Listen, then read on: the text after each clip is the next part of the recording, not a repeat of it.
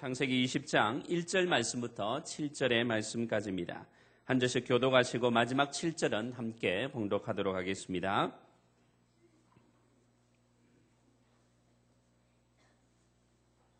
창세기 20장 1절 말씀부터 7절 말씀까지입니다.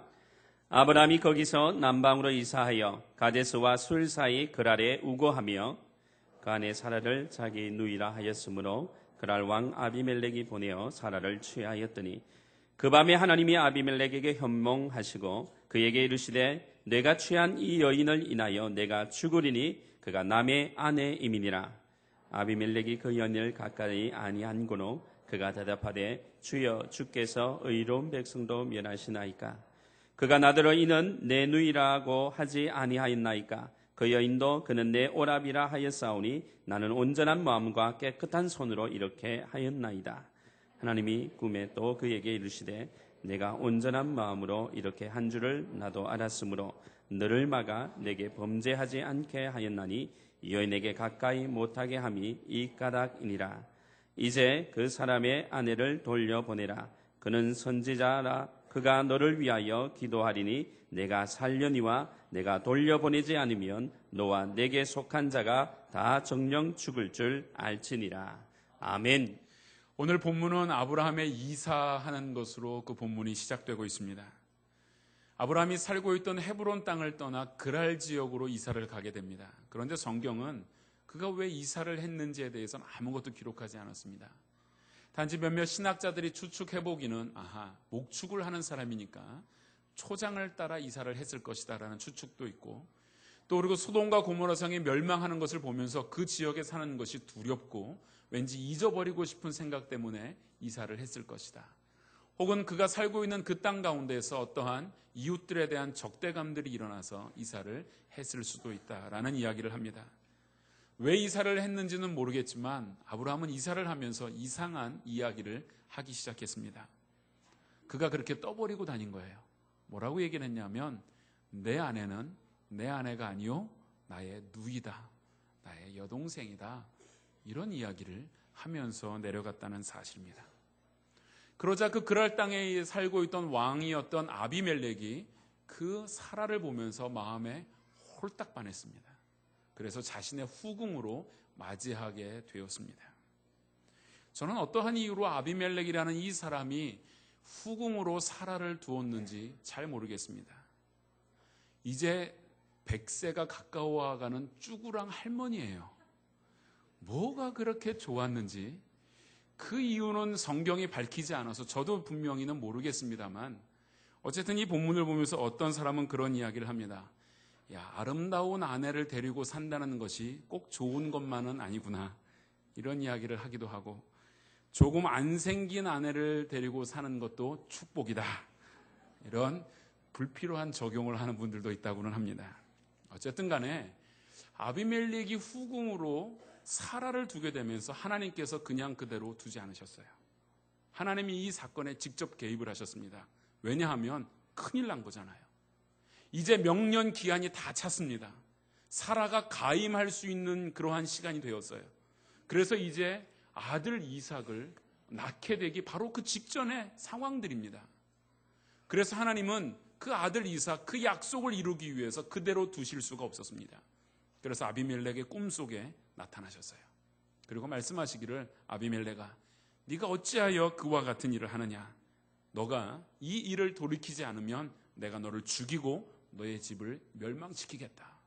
꿈에서 이렇게 말씀을 하시니 아비멜렉이 대답하기를, 하나님, 왜 나한테 뭐라 하십니까?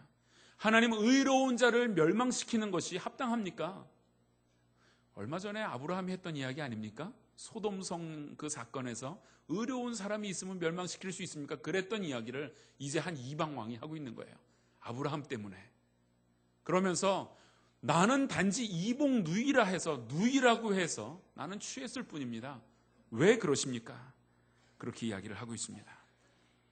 그래서 그 꿈에서 깨어나고 이 아비멜렉은 신복들을 불러다가 아브라함을 불러오게 합니다.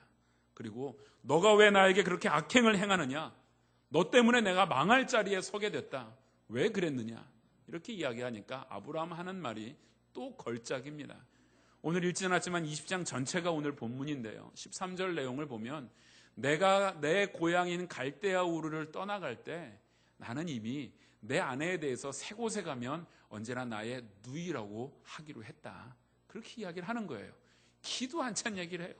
사실 누이가 맞기는 합니다. 이복 누이잖아요. 그때 당시에는 어떠한 그 혈통의 순수성을 유지하기 위해서 그러한 결혼들이 허락되었긴 했지만 그러나 먼저 된 것은 아내 아닙니까? 그런데 아브라함이 그런 이야기를 해요. 그러니까 아비멜렉이 나중에 그 마지막 절들을 보면 하나님께서 이 사건을 통해서 아비멜렉 집안의 모든 여인의 태를 닫아버리셨어요. 출산할 수 없게 만들었습니다. 그래서 아브라함이 그 가정을 위하여 중보기도 하자 다시 그 태가 열려지게 되고 생산케 되었다. 이것이 오늘 본문의 내용입니다. 저는 오늘 이 본문을 보면서 사람마다 그 기질에 있어서 강점이 있는가 하면 약점도 있다라는 생각이 듭니다. 이 약한 부분은 쉽게 없어지지가 않고 자꾸만 자기 자신을 넘어뜨리고 있는 그러한 부분이 사람마다 다 있습니다. 술에 약한 사람은요, 아무리 결심을 해도 모든 삶의 조건이 술 마실 만한 조건이 돼요. 비가 와서 술 마셔야 되고, 날씨가 너무 좋아서 마셔야 되고, 추워서 마시고, 더워서 마시고, 어쨌든 간에 그 부분만 되면 자꾸 넘어지는 거예요. 도박을 하는 사람들은 양팔 다 잘라도 사람 대소라도 한다고 하지 않습니까? 돈에 늘 걸려 넘어지는 사람은 돈과 관계된 문제만 나오면 몸에서 아드레날린이 분비되는 거예요.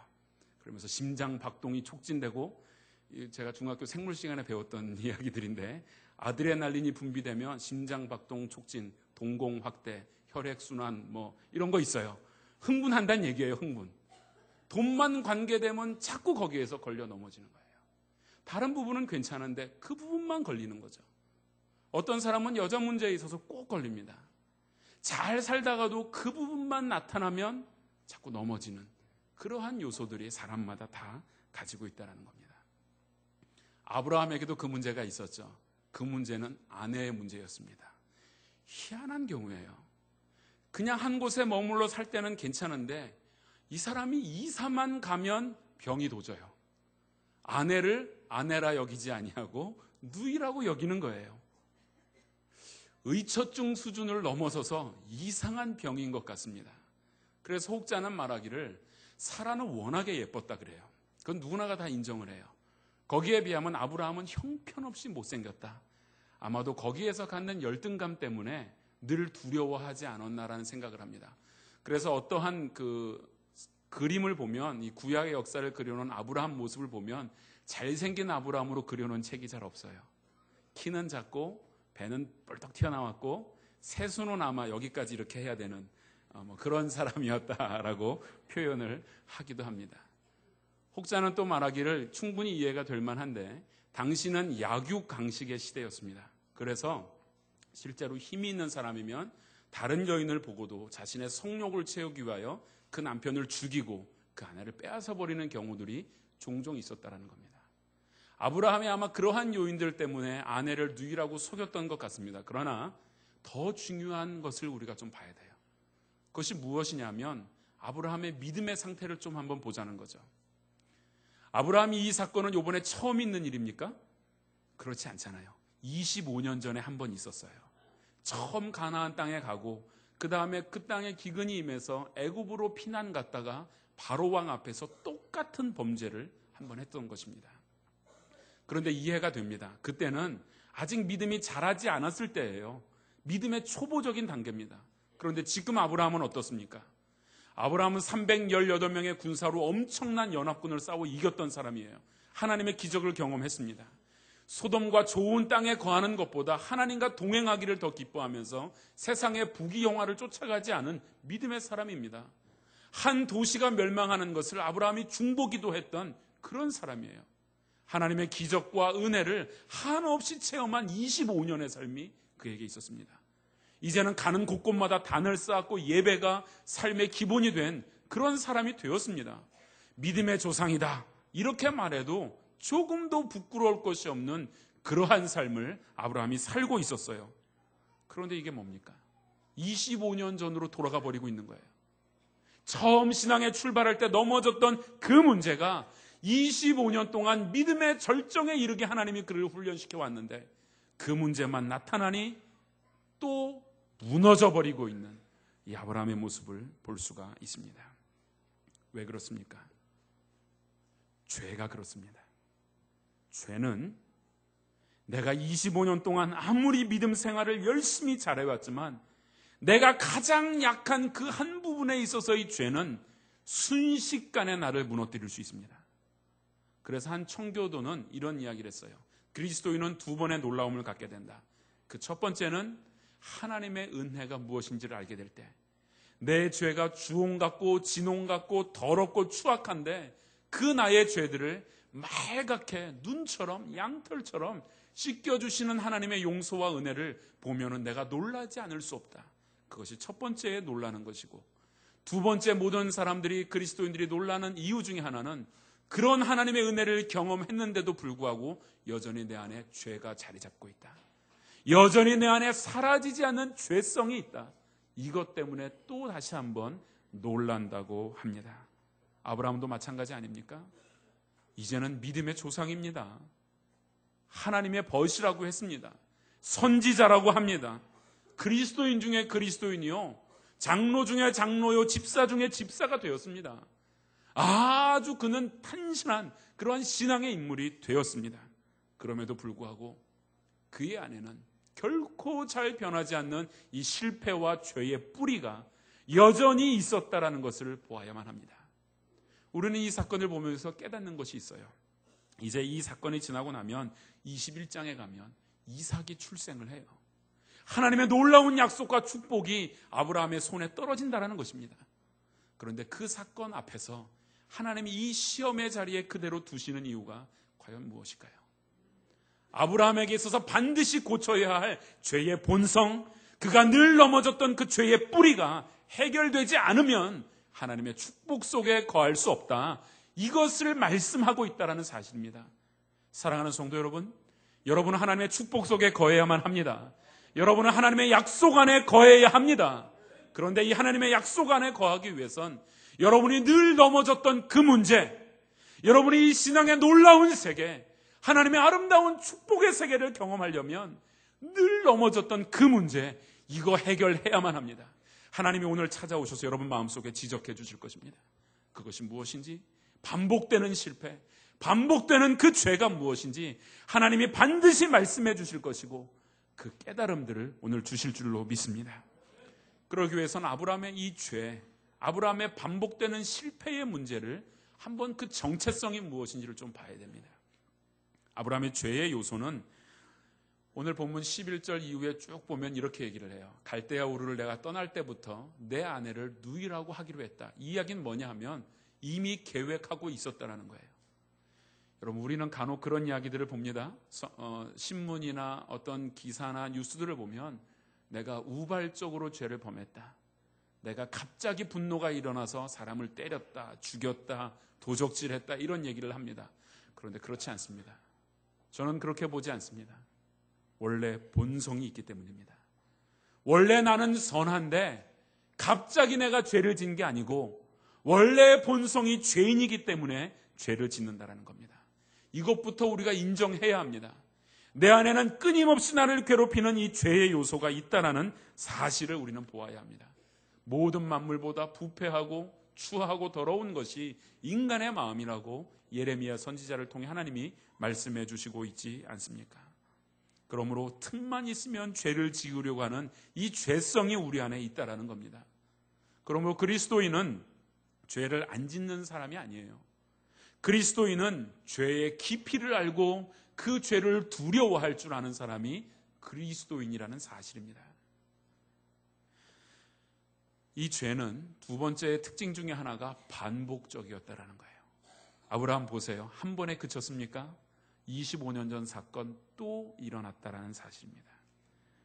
죄는요, 반복해서 끝나지 않습니다.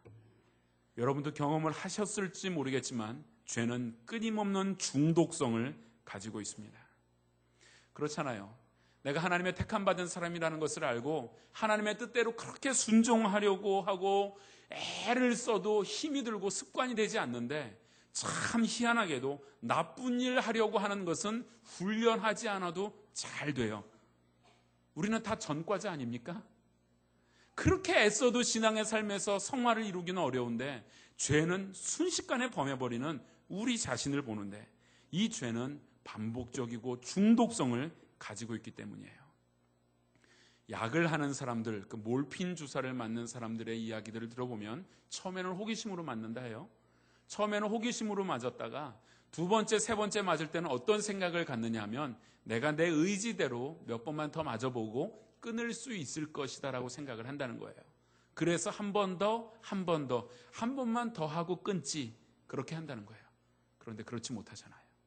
죄는 끊임없는 중독성을 가지고 있습니다. 나를 칭칭 얽어매고 나를 점점 조이고 있는 것이 이 죄의 요소라는 사실입니다. 더더군다나 놀라운 것은 이 죄는 답습되어졌다는 거예요. 창세기 26장에 보면 아브라함의 아들 이삭이 나옵니다. 이삭이 무슨 사건이 터지는 줄 알아요? 자신의 아내 리브가를 누이라고 속이는 사건이 나와요. 태어나기도 전에 보고 배웠어요. 거기에서 끝난 게 아닙니다. 이삭의 아들 야곱은 어떻습니까? 형 에서를 속이고 아버지를 속여서 장자권을 빼앗지 않습니까? 거기서도 끝나지 않았어요. 야곱의 10 아들은 어떻습니까? 요셉을 구덩이에 던져버리고 그를 노예로 팔아버리고 그리고 요셉은 죽었다라고 아버지에게 거짓말하지 않습니까? 죄라는 것은요, 물론 가계에 흐르는 저주가 있다 이런 건 절대 아닙니다. 그러나 죄는 자신도 모르게 보고 배워간다라는 거예요. 그래서 죄가 아주 무섭다라는 겁니다. 오늘 우리는 이 본문을 통해서 영적인 삶에서 이 죄라는 요소, 나를 계속해서 중독하게 만들고 반복되게 만드는 이 죄의 요소를 반드시 좀 극복을 해야 되는데 어떻게 하면 극복할 수 있느냐? 이것을 좀 보아야 합니다. 이것은 그냥 두면은 안 됩니다. 이것 그대로 두면 하나님의 약속 속에 거할 수 없습니다. 이것 그대로 두면 하나님의 축복 속에 거할 수가 없습니다. 이것을 극복하기 위해서는 하나님을 두려워해야 합니다. 사람이나 환경보다 하나님을 두려워하는 믿음을 가질 때에 이 반복되는 죄의 요소를 극복할 수가 있는 것입니다. 한번 생각을 해보십시다. 아브라함은 믿음이 있습니까? 없습니까? 있어요. 아브라함 믿음은 지금 굉장한 믿음의 지경까지 올라갔습니다. 그런데 아브라함이 지금 왜 아내를 누이라고 속이고 있습니까? 오늘 본문을 한번 볼까요? 11절 말씀을 제가 읽어보겠습니다. 아브라함이 가로되 이곳에서는 하나님을 두려워함이 없으니 내 아내를 인하여 사람이 나를 죽일까 생각하였으며, 앞에서 말한 하나님을 두려워하는 사람이 이 땅엔 없다, 이것은 핑계예요. 더 궁극적인 이유는 내 아내를 인하여 사람들이 나를 죽일까 두려웠다는 거예요. 하나님의 말씀, 하나님을 두려워하기보다는 사람을 두려워하고 있는 아브라함을 볼 수가 있습니다. 그런데 여러분, 이건 아브라함에게만 있는 문제가 아닙니다. 한번 보십시다. 아브라함은 분명히 믿음이 있다 했잖아요. 믿음이 있는데 지금 아브라함이 가지고 있는 문제가 뭐냐 하면, 이 문제에서는 하나님이 혹시나 나를 도와주지 않으면 어떻게 하나? 지금까지 하나님이 내 인생을 붙들어 주신 것은 내가 분명히 믿는데 이 문제, 내 아내의 문제, 내가 늘 넘어졌던 그 문제에서는 하나님이 나를 안 도와주시면 어떻게 하나? 이러한 불안감이 잠재의식 속에 있었다라는 겁니다. 사람의 이런 잠재의식은 굉장히 무섭습니다. 저희들 교육자들 같은 경우에는 이제 누구나가 다 갖는 한 가지 어려움이, 공통된 어려움이 있어요. 그것이 무엇이냐면 어린 자녀를 집에 두고 새벽 예배 갈 때예요. 데리고 오기는 뭐하고 아이를 두고 가면, 저도 그런 것들을 많이 경험했습니다만 저희 큰아이가 4살 때, 5살 때 일이었어요. 새벽 예배를 아내와 함께 갔다가 왔어요. 갔다가 와서 이제 출근 준비를 하고선 출근하기 전에 아이 얼굴을 한번 보고 가려고 방문을 열었는데 아이가 없어요. 새벽에 집 나간 거예요. 엄마 아빠 찾아서. 저희 아이는 아주 일찍 가출을 했습니다. 아마 일찍 돌아오리라고 생각을 합니다만 그렇게 집을 나가버린 거예요. 놀래가지고 아이를 찾아 나섰는데, 저희가 그때 아파트에 살았는데 앞집 할아버지 집에 가 있는 거예요. 아마도 엄마 아빠가 없자 놀래가지고 그 집 초인종을 새벽부터 눌러서 그 할아버지 이야기를 들어보니 우리 엄마 아빠가 교회 가고 없으니 나를 좀 보호해달라. 그 집에 앉아서 빵하고 우유 먹고 앉아있더라고요. 그런 적도 있고요. 언제는 갔다 오니까 아이가 막 다 토해놓고 거의 막 기절할 정도로 막 울고 있는 거예요. 때로는 겨울에는 그 아이 자기 동생을 데리고요. 그 동생 뭐 파자마 바람에 그냥 아이를 데리고 하도 우니까 맨발에 그리고 교회까지 끌고 오는 경우들도 참 많았습니다. 그래서 그 아이에게 늘 이야기를 해요. 엄마 아빠가 어디 가는 거 아니다. 새벽 예배 갔다가 금방 오니까 걱정 말고 혹시 잠이 깨더라도 집에 있으면 된다. 아무리 이야기를 해도 안 듣는 거예요. 그래서 저희 둘째는 요즘 제 아내와 함께 무슨 이야기 끝에 요즘 우리 뭐 새벽 예배가 이런 얘기를 하잖아요. 새벽 소리만 들으면 귀를 막아요. 자기 앞에서 새벽 예배 얘기하지 말래요. 막 두려워지고 무섭다고 미리 말하는 거예요. 낮에도 말하지 말래요. 그런 이야기들을 보면서 이 아이들이 엄마 아빠가 올 거라는 걸 알아요. 하지만 그 잠재의식 속에 이번에는 혹시 그 엄마 아빠가 오지 않으면 어떻게 하나. 이 불안감이 본능적으로 있다는 거죠.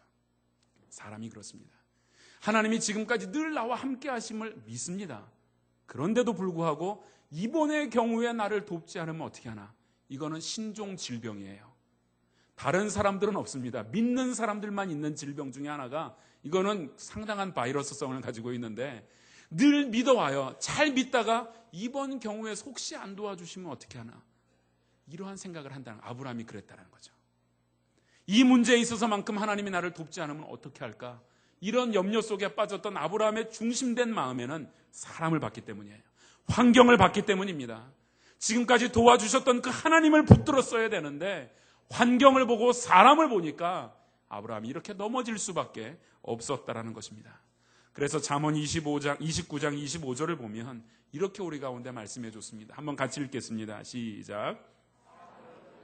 올무에 걸리거니와 여호와를 의지하는 자는 안전하리라. 아멘입니까? 여러분, 사람을 두려워하면 올무에 걸려요. 그러나 여호와를 두려워하고 여호와를 신뢰하고 여호와를 따라가기로 작정하는 자는 어떻게 된다고요?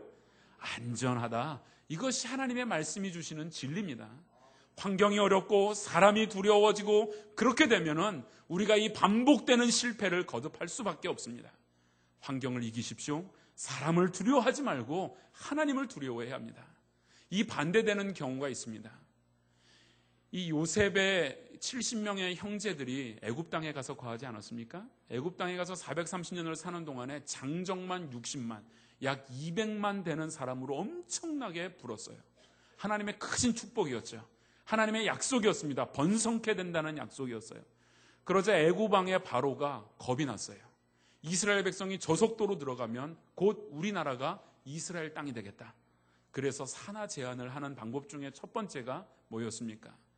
국경 지역에 성을 쌓게 만들었죠. 국고성을 지어서 남자들에게 노역을 시켰어요. 바로가 계산을 한 거죠. 남자들이 하루 종일 일하고 나면 피곤해서 더 이상의 아이를 낳지 못할 것이다. 이 생각을 했는데 여지없이 그 생각은 깨졌죠. 계속해서 이스라엘 백성들은 번성해 갔습니다. 그러자 두 번째 방법을 동원했어요. 산파, 히브리 산파 2명을 동원을 해서 남자가 태어나면 다 죽여라. 그리고 여자면 살려줘라. 이 이야기를 했는데 이 2명의 산파가 어떻게 했습니까? 출애굽기 1장 17절을 보니까 그러나 산파들이 누구를 두려워하여? 하나님을 두려워하여 누구의 명을 어겼어요? 애굽 왕의 명을 어겼어요. 기가 막힌 대조가 이루어지고 있습니다.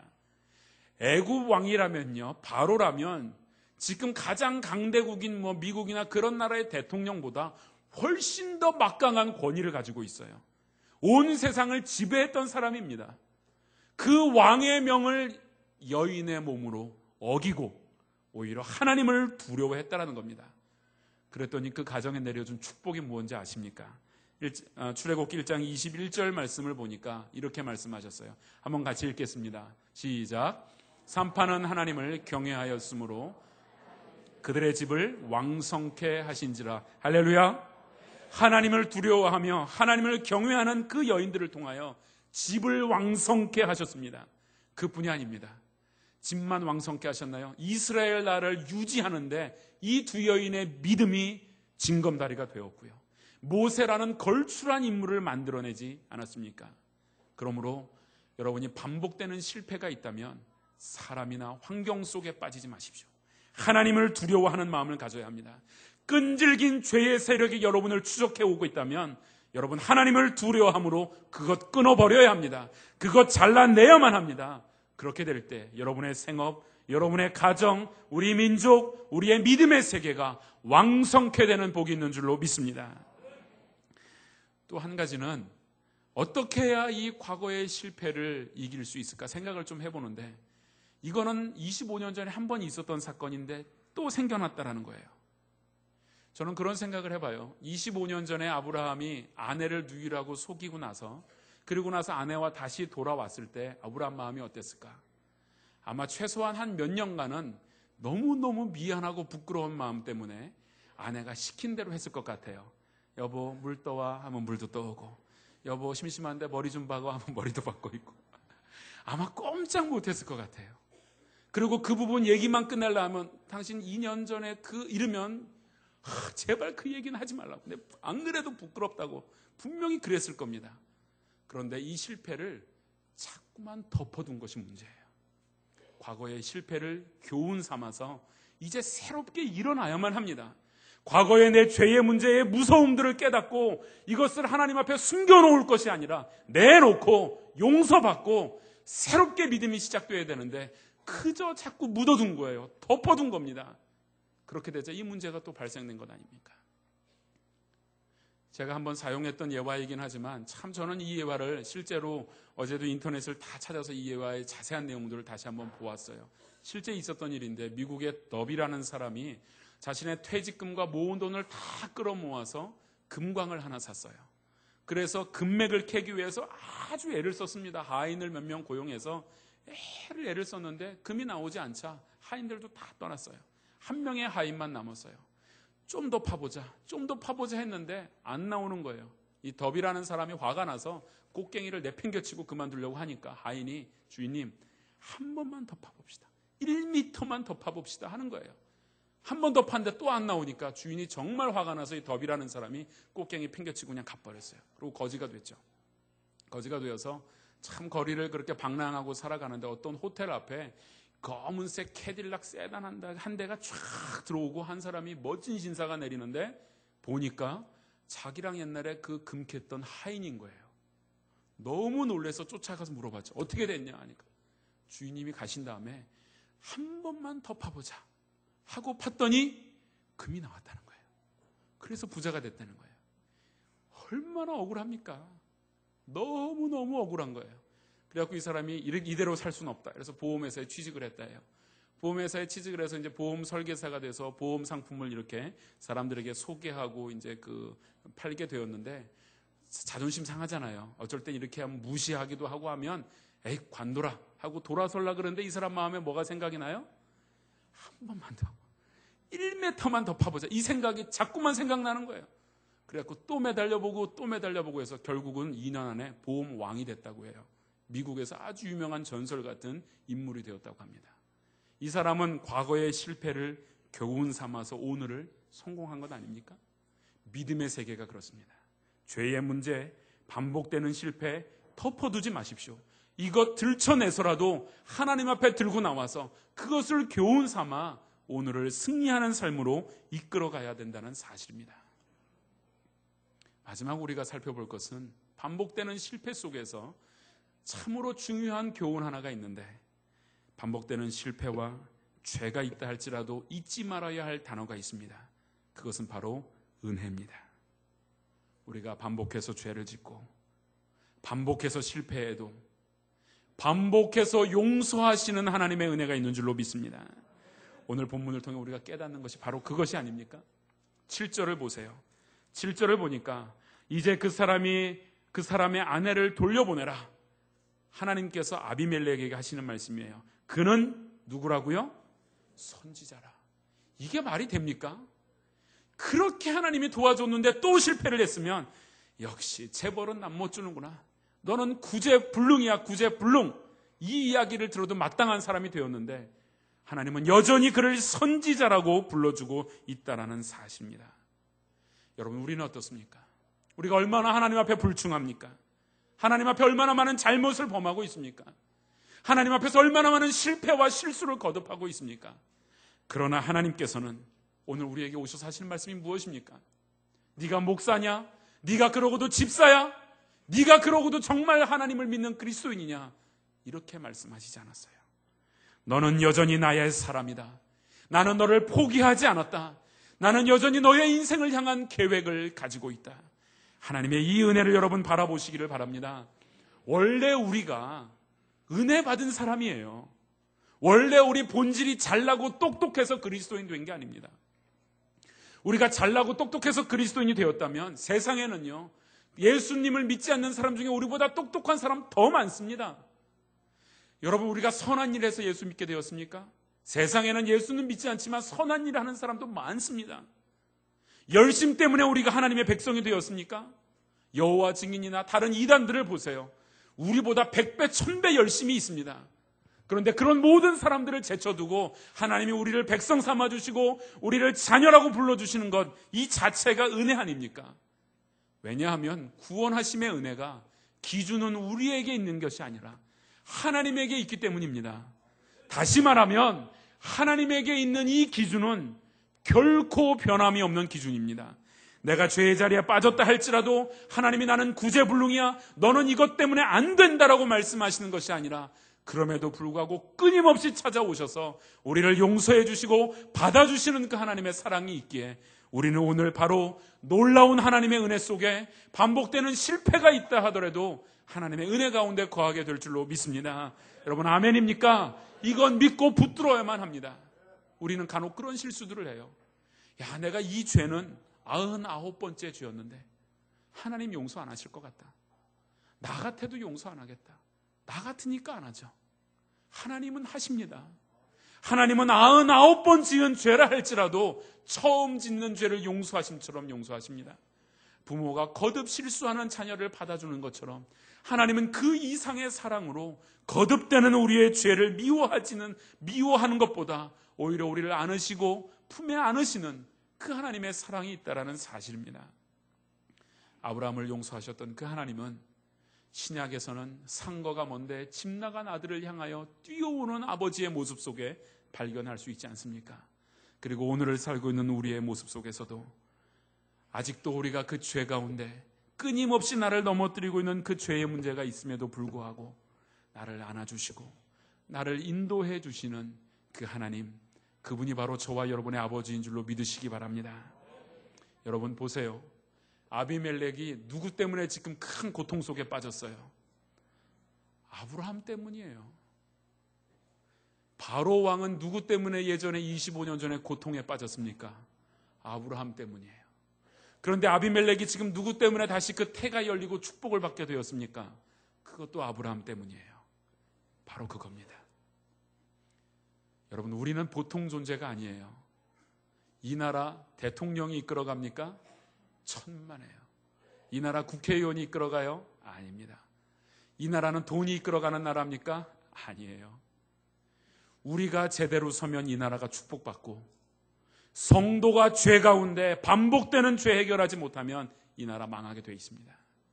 우리는 그런 사람들이에요. 그래서 하나님 오늘 우리 가운데 말씀하십니다. 여전히 내가 너에게 기대를 가지고 있다.